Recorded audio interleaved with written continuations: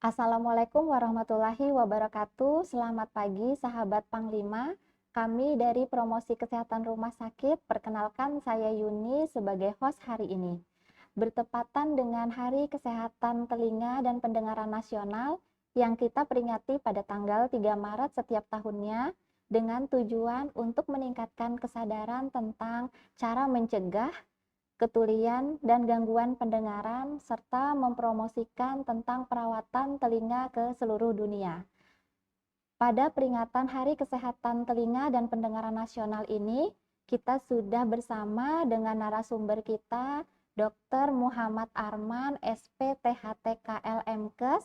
Beliau merupakan salah satu dokter telinga, hidung, tenggorokan di RSUD Panglima Sebaya.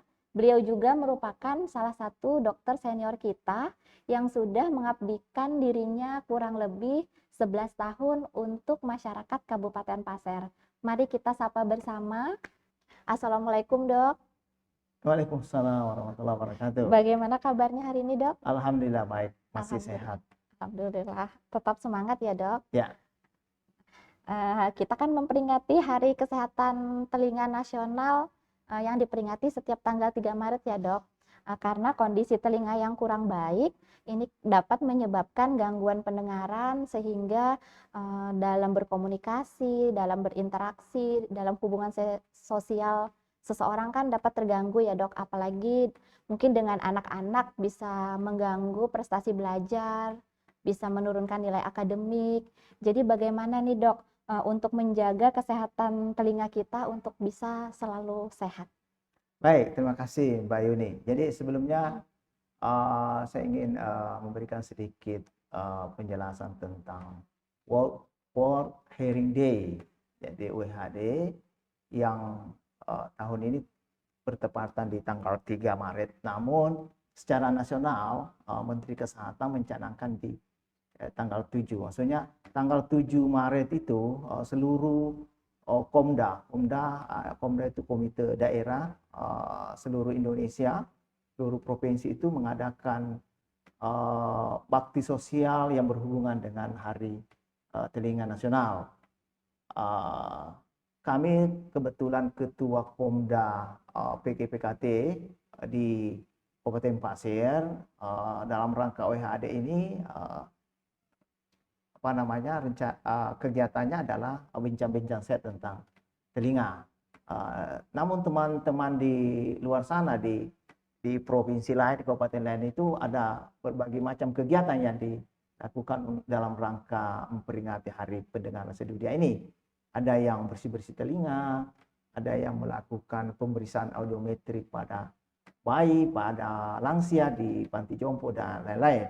Nah, namun kali ini kami di Kabupaten Pasir, khususnya di Rumah Sakit Panglima Sebaya, melakukan edukasi tentang Hari Pendengaran Nasional itu dunia itu dalam bentuk bincang-bincang seperti ini yang kita lakukan hari ini, Mbak Yuni. Terus pertanyaannya tentang kesehatan telinga, ya karena dalam Al-Quran sendiri itu memang dijelaskan beberapa kali tentang pendengaran telinga. Jadi ada dalam ayat itu dijelaskan perbaiki pendengaran dulu baru penglihatan. Jadi memang pendengaran, karena orang yang tidak mendengar itu ya tidak ada gunanya juga merasa hidup karena dia tidak bisa menikmati suasana atau di sekitar mereka. Nah, ini sangat penting sekali. Jadi pendengaran ini begitu pentingnya dari mulai bayi yang baru lahir itu memang sudah harus ada screening untuk memastikan bahwa si bayi ini sampai besar itu pendengarannya ini bagus atau tidak.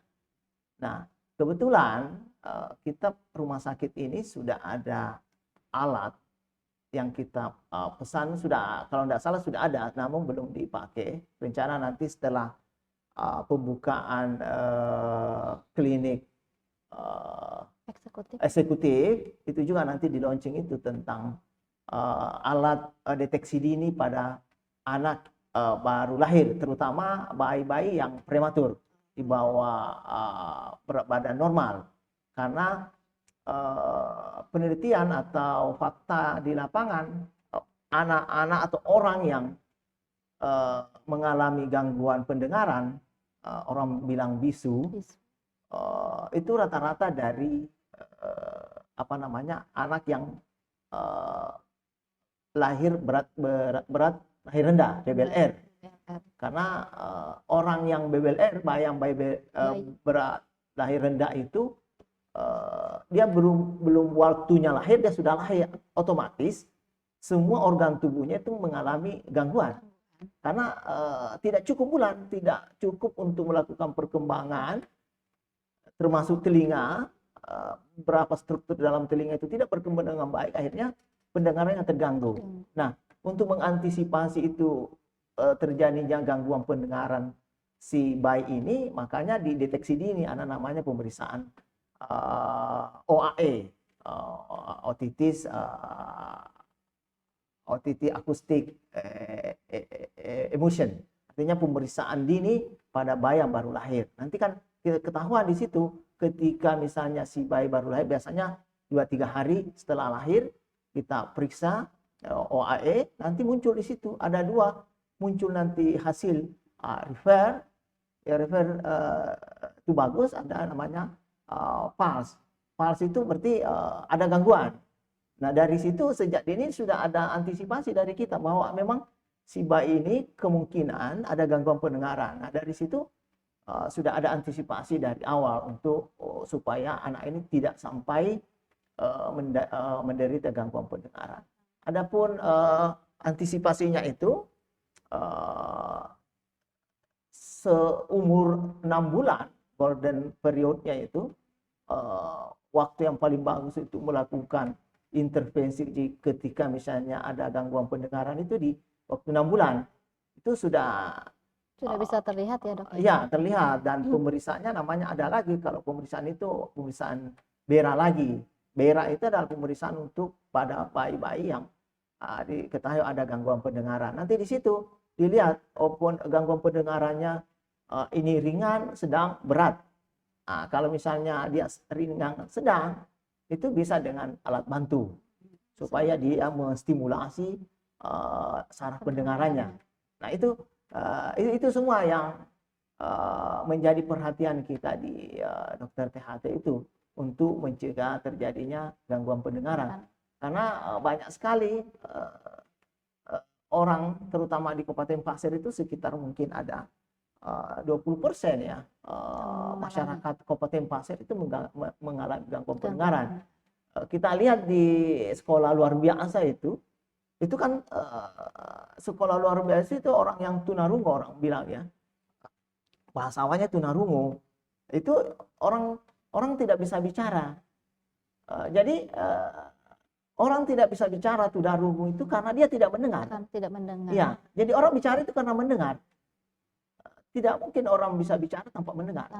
Ya, jadi karena dari pendengaran yang berulang-ulang itu akhirnya timbul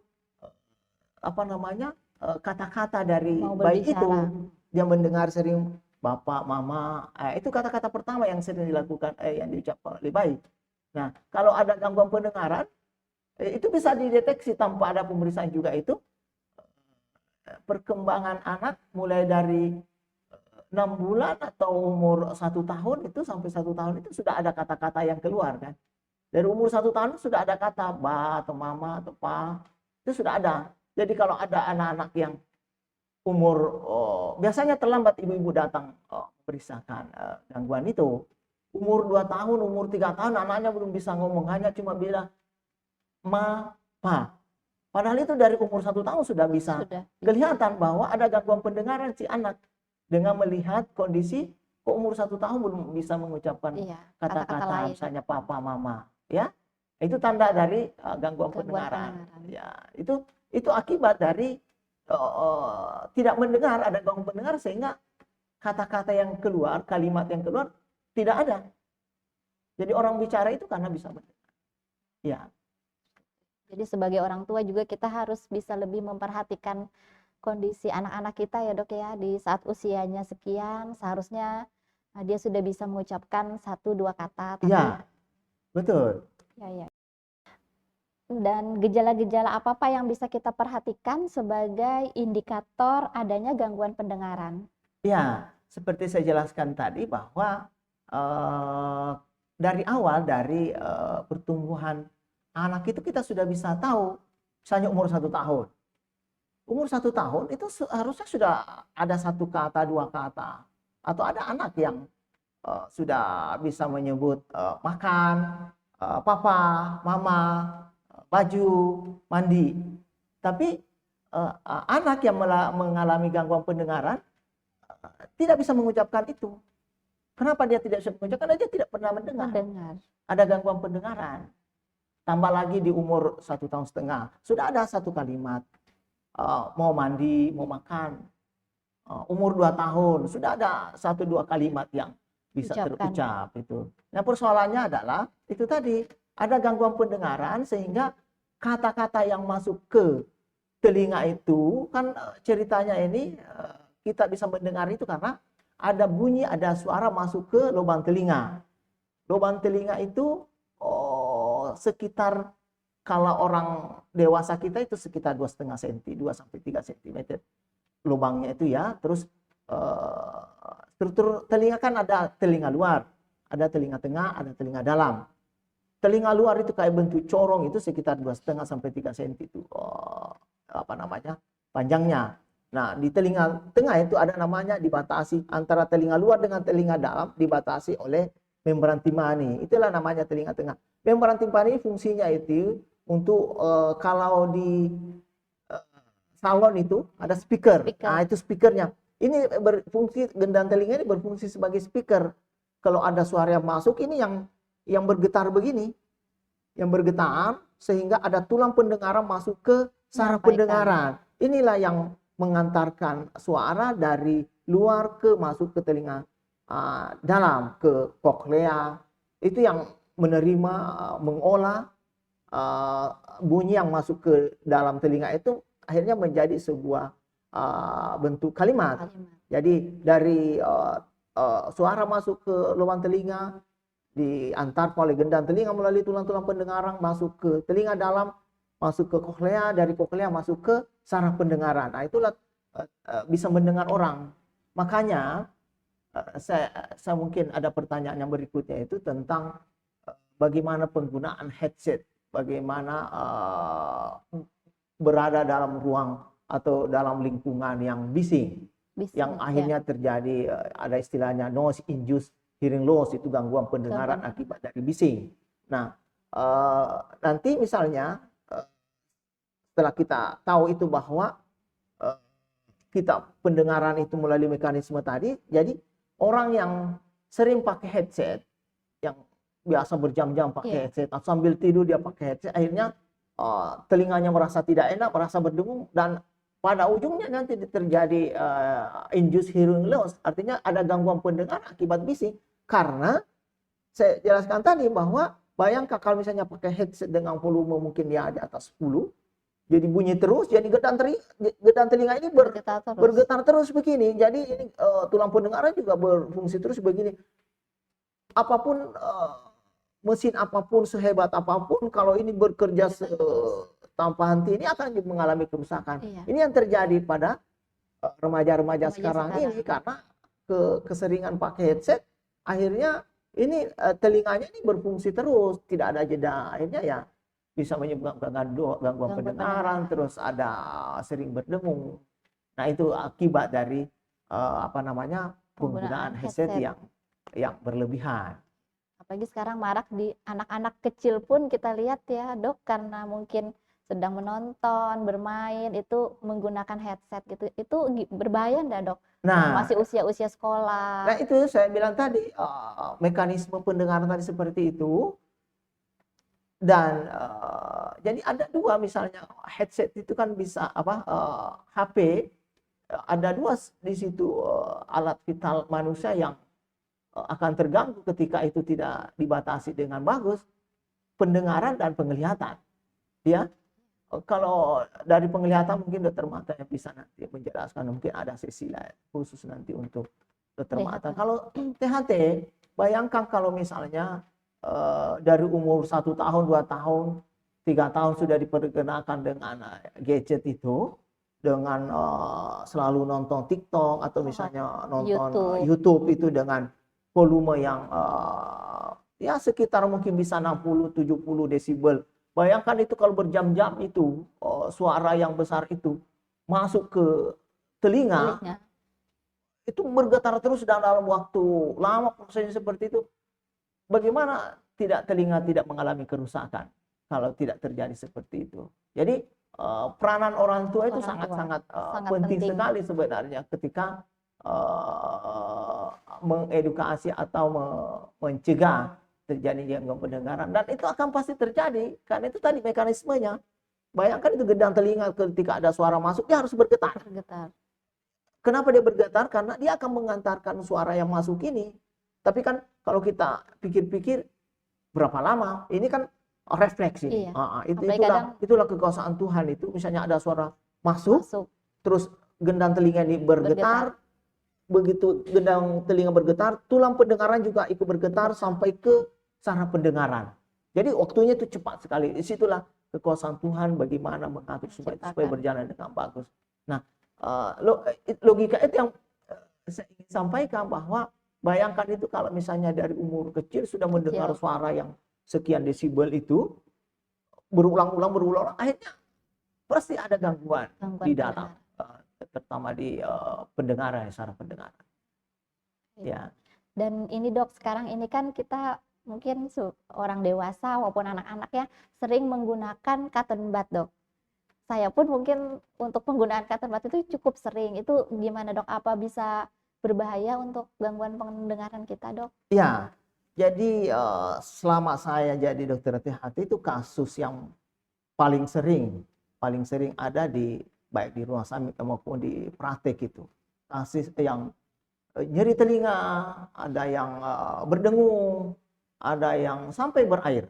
Nah itu kasus awalnya itu ya dari korek-korek telinga. Sebenarnya korek telinga sebenarnya normatifnya itu tidak terlalu masalah sih sebenarnya ketika dilakukan secara baik dan benar ya. Secara baik dan benarnya itu ya menggunakan cotton bud yang lembut ya, dan tidak boleh terlalu semangat. Saya selalu bahasakan ke pasien saya ketika dia datang dengan keluhan, sakit sekali telinga saya, berdengung, sakit kepala. Dan memang itu saya bilang tadi itu corong telinganya, lubang telinganya itu bengkak. Ketika bengkak itu otomatis telinga tengah di gendang telinganya nggak kelihatan karena di luar sudah bengkak. Nah, saya ingin jelaskan lagi sedikit tentang anatomi dari telinga kita. Jadi kita punya daun telinga sebagai penangkap ya, sebagai radar ini masuk ke dalam lubang telinga yang seperti corong. Corong itu kan di ujungnya agak kecil ya, dari luar ini agak besar, dulunya kecil ke dalam. Pas di ujung corong itu ada namanya gendang telinga, itu namanya membran timpani. Nah, di corong itu ini lubang telinga punya manusia dewasa itu sekitar 2,5 sampai 3 cm ini jaraknya dari luar. Dari lubang sini sampai ke gendang telinga 2,5 sampai 3 cm, itu tergantung dari individu.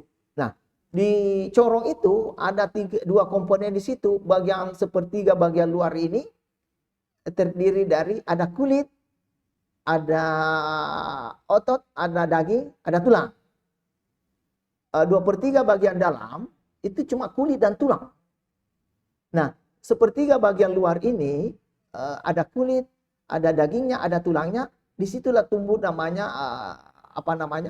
bulu-bulu telinga itu, rambut-rambut, folikel-folikel itu ada di situ tumbuh rambut. Dan produksi telinganya paling banyak ya sepertiga bagian luar ini. Jadi kalau ada orang yang telinganya ya pasti di sepertiga luar sini ini yang produksi.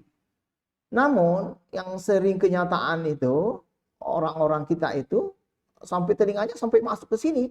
Kenapa? Ya proses tadi itu dia sudah produksi telinganya berlebihan sehingga dia korek.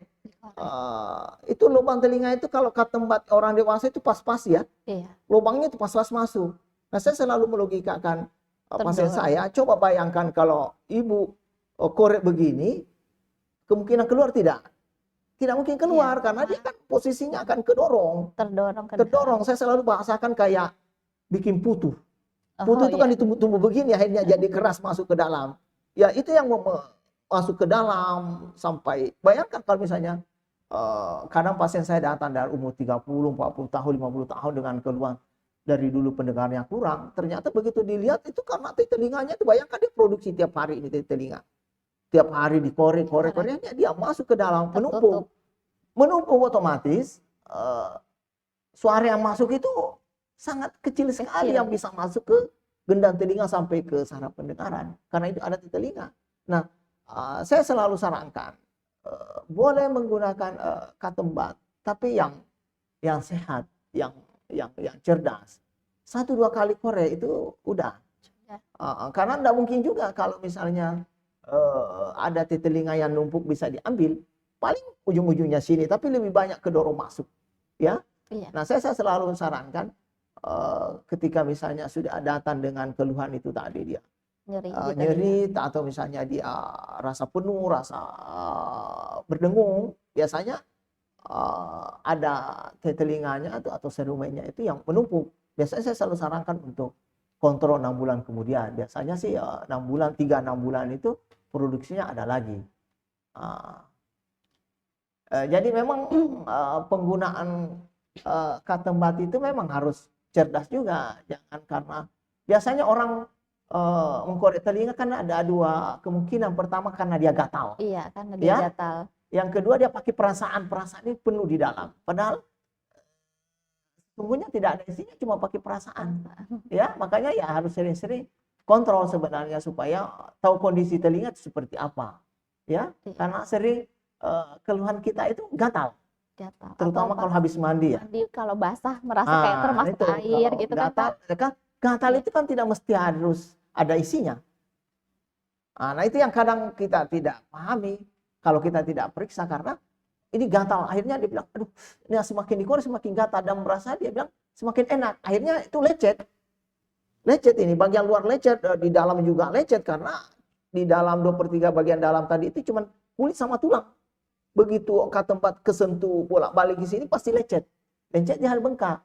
Itu katembat saja itu bikin lecet. Apalagi yang pakai, ada yang sering dijual itu yang pakai stainless steel itu, besi-besi ya, Yang yang besi bengkok-bengkok. ya, yang ada ujungnya Saya bengkok. bilang cari apa sih di dalam?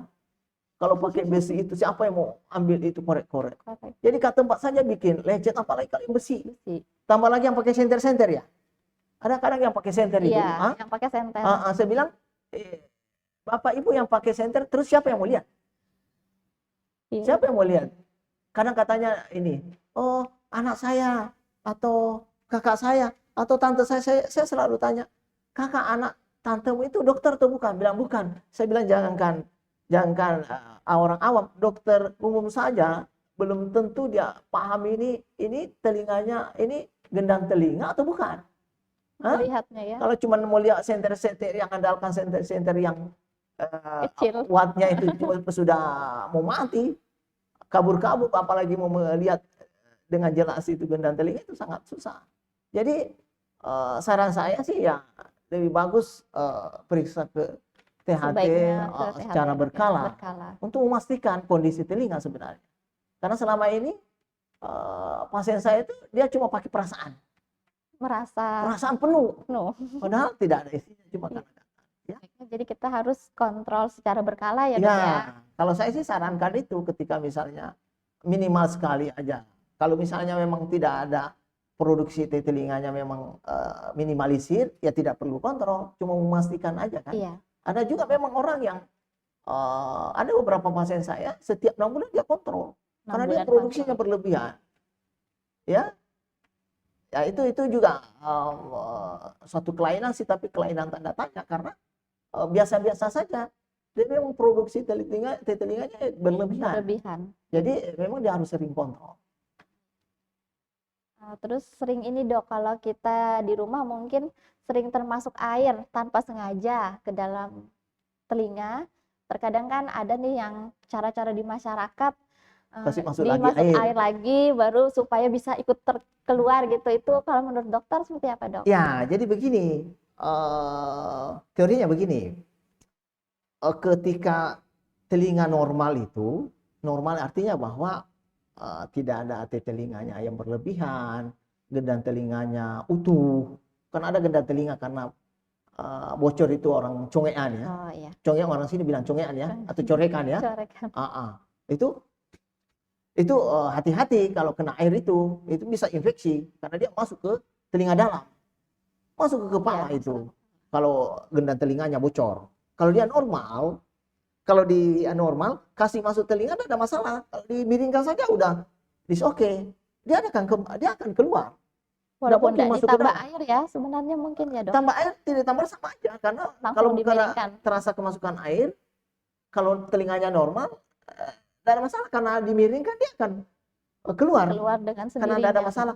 Cuma problem banyak kasus ketika misalnya ada orang habis mandi terus terasa kemasukan air, terasa penuh, itu tandanya bahwa dia punya telinga ada numpuk di dalam. Itu khas itu.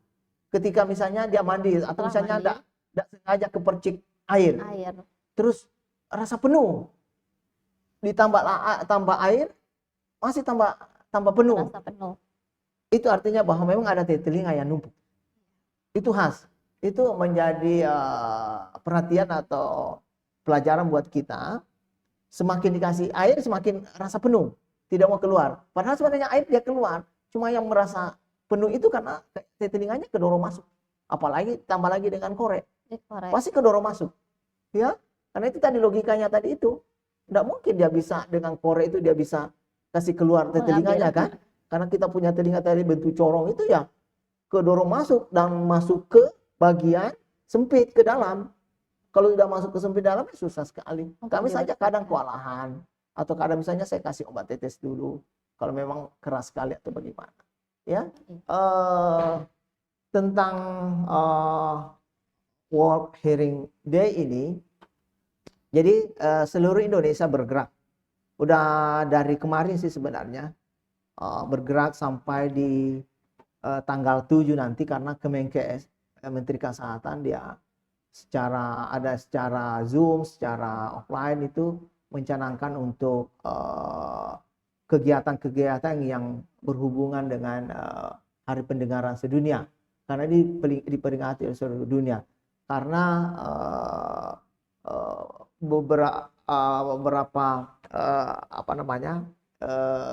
catatan bahwa kita termasuk negara yang gangguan pendengaran masih tinggi.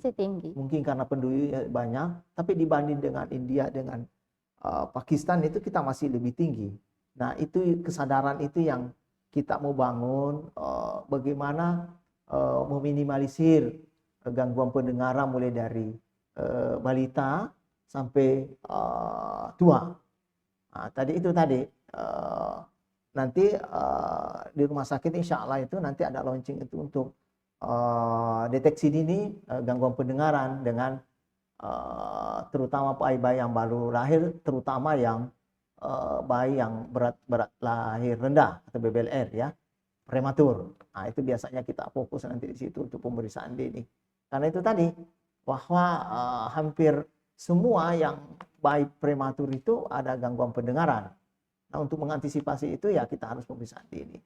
Terus yang kedua, kita sudah hampir 2 tahun ini di Poli Rumah Sakit Panglima Sebaya, Poli THT itu, kita sudah punya audiometri.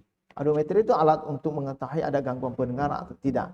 Jadi saya infokan ke masyarakat, khususnya Kabupaten Pasir, masyarakat Kabupaten Pasir, bahwa kalau ada gangguan pendengaran terus merasa dipanggil tidak ini, ya pertama ya harus kontrol atau periksakan bisa ke fasilitas kesehatan misalnya di puskesmas.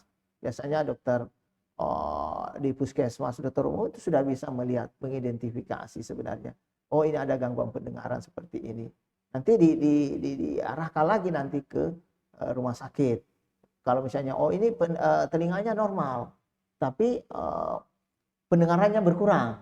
Biasanya umur 50 tahun ke atas itu sudah mulai ya sudah ada gangguan pendengaran, tapi tidak semua orang tua atau misalnya umur 50 tahun ke atas mengalami gangguan pendengaran. Nah, kalau orang tua atau umur 50 tahun ke atas mengalami gangguan pendengaran, ada istilahnya presbiakusis. Itu gangguan pendengaran pada orang tua, rata-rata di atas umur 50 tahun. Nah, itu untuk mengetahui bahwa ini gangguan pendengarannya levelnya ringan, sedang, berat, sampai paling berat itu namanya profound, itu harus pemeriksaan audiometri. Kita di rumah sakit Poli THT sudah punya. Ada sudah banyak sekali pasien kita, orang tua yang kalau dipanggil, kan biasanya begitu kan? Kalau ada gangguan pendengaran, terutama orang tua itu kalau dipanggil kurang dengar, supaya dia bisa menikmati hari tuanya, apalagi misalnya pensiunan-pensiunan. Paling banyak juga pensiunan-pensiunan yang dari bekerja di tambang. Itu tadi saya singgung tentang noise induced hearing loss, gangguan pendengaran akibat dari bising. Tambang itu kan kita tahu bahwa daerah bising ya. Itu banyak yang terjadi seperti itu. Nah, untuk mengetahui itu ya harus pemeriksaan audiometri. Kita sudah punya itu, namun di daerah kita ini belum ada penyedia atau perusahaan yang menyiapkan alat bantu. Masih kita rujuk ke Balikpapan. Paling sering kita ke Balikpapan untuk pemasangan alat bantu dengar. Di Banjarmasin juga ada. Nah, saya tambahkan juga tentang pemasangan alat bantu dengar. Paling sering yang mengeluhkan itu tanpa dilakukan audiometri, tiba-tiba dia sudah pakai alat bantu. Alat bantu yang dia pakai itu pun dia pakai online. Dia beli online atau dia pesan sama sanak keluarganya, entah dia anaknya kah, sepupunya kah, atau siapalah. Kalau dia ke kota, tolong belikan saya alat bantu. Garansinya paling lama 3 bulan itu sudah rusak. Sudah rusak artinya sudah tidak cocok dengan kondisi telinganya itu. Dan pasti berdengung dan berisik sekali. Jadi saran saya, ketika ada gangguan pendengaran terutama orang tua itu, seharusnya konsul dulu ke dokter THT. Kami juga kalau sudah ada pasien seperti itu, kita langsung audiometri, pemeriksaan fungsi pendengarannya, nanti ketahuan di situ. Kita sudah bisa mendeteksi, oh ini gangguan pendengarannya ringan, sedang, berat, atau profound.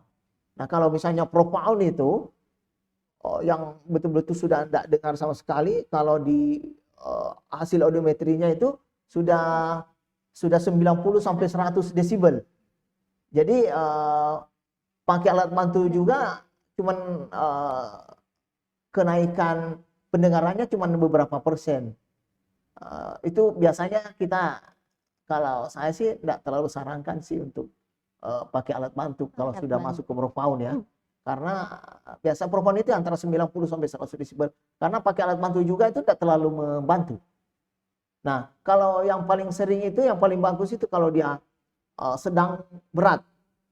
Itu juga mengganggu, tapi kalau pakai alat bantu, alhamdulillah, itu enak, dia bisa menikmati hari tuanya itu. Jadi saran saya kalau ada sanak keluarga atau orang tua kita, tetangga kita yang gangguan pendengaran dengan usia itu, seharusnya dikonsul aja ke dulu, Dok, ya? Poli THT supaya kita bisa periksa gangguan pendengarannya seperti apa. Ya.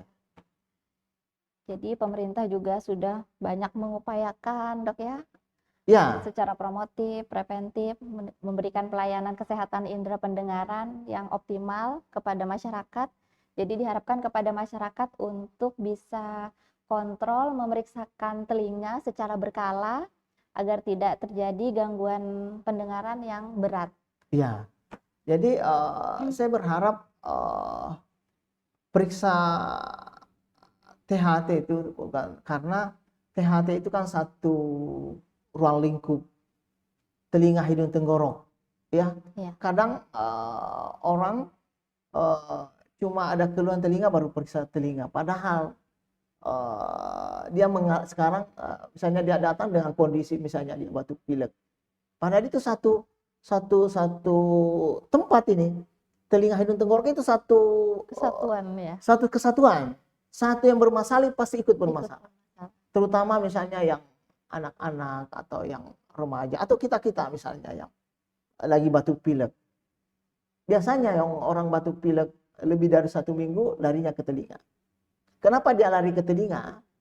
Karena itu tadi satu kesatuan, hidung tenggorokan dengan telinga itu ada saluran yang menghubungkan antara hidung dan telinga, hidung dan tenggorokan itu ada namanya tuba eustasi. Satu saluran yang menghubungkan antara lubang hidung, lubang tenggorokan dengan lubang telinga.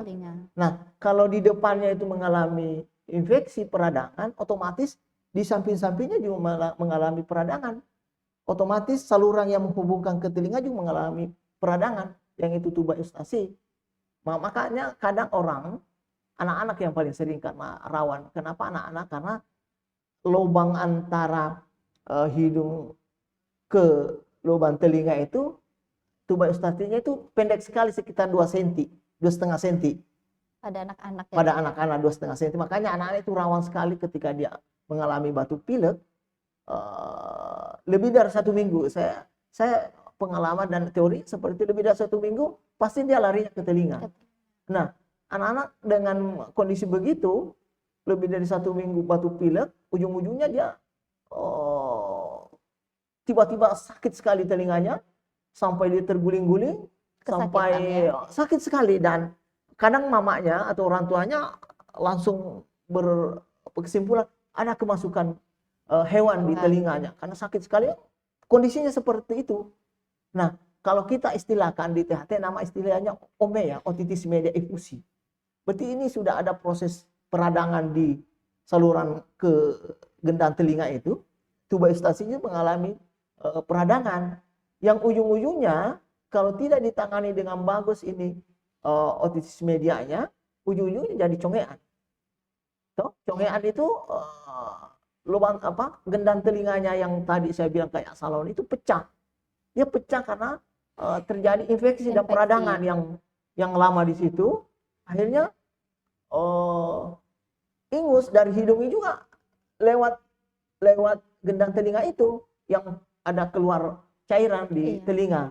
Itu akibat dari batuk pilek yang tidak diobati dengan bagus, yang akhirnya jadi congean. Yang ujung-ujungnya karena dulu ada istilahnya orang tua dulu ya, orang tua Bahari, dia bilang itu karena dari sananya atau kutukan atau apa istilahnya itu sehingga orang congean. Padahal teorinya tidak seperti itu. Teorinya seperti itu. Jadi anak-anak yang congean itu keluar air, begitu keluar air itu anak-anaknya langsung enak, langsung segar karena peradangannya sudah tidak ada, sudah jebol itu gendang telinga, sudah keluar pusnya, sudah enak, sudah tidak demam, sudah tidak sakit lagi, tapi sudah bolong gendang telinganya. Nah, anak-anak yang bolong telinganya yang tidak diobati dengan bagus, tambah lama tambah besar. Tambah lama tambah besar sampai dewasa, sampai orang tua, akhirnya jadi tidak mendengar berulang-ulang. Iya, berulang-ulang, akhirnya congean, akhirnya gendang telinganya tambah lebar, tambah habis. Mana tambah habis? Ada yang habis gendang telinganya. Jadi otomatis pembatas antara telinga luar dengan telinga dalam sudah tidak ada. Makanya paling sering kambuh-kambuhan karena cairan atau nanah itu sering muncul karena infeksinya gampang sekali, karena bisa mandi atau apa, kita tidak tahu kita yang mandi ini pakainya airnya bersih atau tidak, masuk ke telinga karena sudah tidak ada gendang telinga, akhirnya dia masuk ke telinga dalam, akhirnya ada infeksi yang berulang-ulang. Yang paling parah adalah terjadi meningitis. Meningitis itu infeksi pada otak. Ini bisa menyebabkan meningitis. Kenapa? Karena kita punya struktur telinga itu pas di bawahnya otak kita. Itu tipis sekali. Nah, ketika itu misalnya infeksi yang berulang-ulang, tulang yang membatasi ini digerogoti oleh infeksi, oleh kuman, berulang-ulang, akhirnya dia jebol. Mengakibatkan meningitis. Menyebabkan meningitis. Dan itu kalau sudah meningitis ya ujung-ujungnya mati. Jadi ujung-ujungnya mati. Karena itu tadi, karena infeksi yang berulang-ulang. Makanya itu sangat penting sekali. Makanya saya bilang ke pasien-pasien saya, Jangan selalu menganggap enteng kalau anaknya cuma batuk pilek. Kalau ini berulang-ulang, akhirnya larinya ke telinga. Karena kita THT, makanya dibilang THT karena satu kesatuan di situ. Ya, satu bermasalah ikut bermasalah semua. Ya. Jadi kita harus sejak dini mencegah supaya tidak terjadi Ya. gangguan yang berat. Kalau saran saya sih jangan ada masalah baru kontrol. Baru kontrol. Ya. Nanti kalau misalnya, ya karena itu tadi kita tidak tahu apa yang terjadi karena saya sendiri saya tidak bisa tahu apa kondisi telinga saya kalau bukan orang yang bisa melihatnya, ya. Seperti itu. Ya, terima kasih Dok. Mungkin ada yang ingin disampaikan lagi Dok untuk ya, jadi pertama pendengaran adalah merupakan tanda vital bagi kita manusia karena orang kita bicara, kita ini bisa bicara karena mendengar. Tidak mungkin orang bisa bicara karena dia tapi tambah mendengar. Atau nonsen itu karena kata-kata yang kita ucapkan ini karena hasil dari pendengaran itu. Hasil pendengaran itu masuk ke telinga, diolah di saraf pendengaran itu menjadi sebuah kalimat. Jadi itu sangat penting sekali. Yang kedua, harus sering-sering atau rajin periksa. Jangan hanya pada saat sakit baru periksa. Seharusnya mencegah lebih bagus. Artinya kita kan tidak tahu kondisi, terutama telinga ya. Kita tidak tahu kondisi kita, telinganya seperti apa. Nanti ada masalah baru akhirnya semua kena, ya. Yang kita anggap banyak sekali di telinganya, mungkin makanya dikorek-korek pakai besi, pakai apa semalam. Ada juga yang paling sering itu, bukan kadang-kadang paling sering dia pakai apa yang ada dekatnya. Misalnya ibu-ibu pakai jilbab, pakai peniti, dia pakai peniti. Bagaimana tidak robek? Atau dia misalnya pakai apa? Bapak-bapak kadang sementara duduk pakai motor, dia pakai kunci. Dia datang dengan peluang udah bengkak. Kenapa bisa bengkak? Saya bilang ini berdarah ini. Pakai kunci saya korek. Saya bilang ini kunci untuk apa sih? Untuk motor atau untuk telinga? Ya. Jadi karena dia tidak tahu kondisi telinganya seperti apa, kondisi realnya. Nah kadang ada juga pasien yang datang dengan sukarela, maksudnya saya selalu bertanya kenapa? Enggak, saya mau cek aja telinga saya, kayaknya gimana. Ada om yang ada ya juga datang, bersih bagus. Jadi kalau udah tahu bahwa bagus, jadi tidak perlu lagi dikorek. Kan itu tadi saya ulang bahwa telinga kita gatal tidak mesti ada isinya, tidak mesti ada telinganya di situ. Jadi kalau misalnya udah kita lihat, ini kondisinya bagus, jadi tidak perlu lagi terlalu semangat koreknya. Atau yang kedua misalnya dia datang tidak enak, itu tadi kadang rasa berdengung, rasa misalnya kemasukan air. Biasanya itu ada telinganya yang numpuk. Gitu. Terus semoga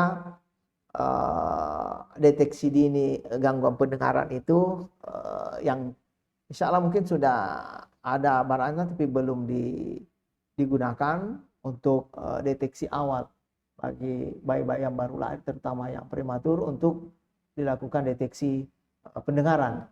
Karena banyak sekali kasus di Kabupaten Pasir ini yang nanti di umur paling sering 2,5 tahun datang.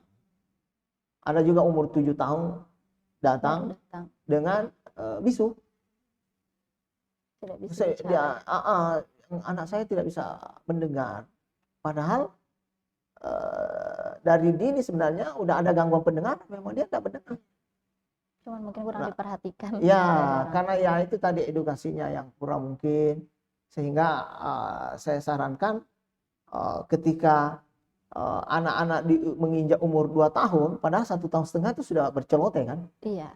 Apalagi umur 2 tahun, 2 tahun, 2,5 tahun, kalau anak-anak kita belum bisa mengucapkan satu kata, 2 kata atau kalimat, itu harus segera diperiksakan. Karena itu pasti ada gangguan pendengaran, ya, pasti ada gangguan pendengaran, ya. Saya kira itu pesan supaya mudah-mudahan dari bincang-bincang kita ini bisa menjadi wawasan atau menambah pengetahuan bagi masyarakat khususnya Kabupaten Pasir agar hal-hal yang berhubungan dengan pendengaran atau THT bisa menjadi perhatian. Karena insya Allah kita di Rumah Sakit Panglima Sebaya alhamdulillah sudah lengkap dengan pemeriksaan lebih lanjut tentang pendengaran kita. Baik, terima kasih atas waktunya dok. Kami harap dari penjelasan dokter yang saya rasa sudah cukup panjang bisa lebih memberikan wawasan lagi kepada masyarakat Kabupaten Pasir untuk bisa waspada dengan gangguan pendengaran ini dan bisa lebih dini untuk bisa mengetahui dan mencegah ketulian. Kami harap dokter juga bisa selalu memberikan pelayanan terbaiknya kepada masyarakat Kabupaten Pasir. Terus semangat. Kepada sahabat Panglima, terima kasih sudah menyaksikan acara Bincang Sehat kami. Apabila ada kata-kata yang kurang berkenan, kami mohon maaf. Wassalamualaikum warahmatullahi wabarakatuh.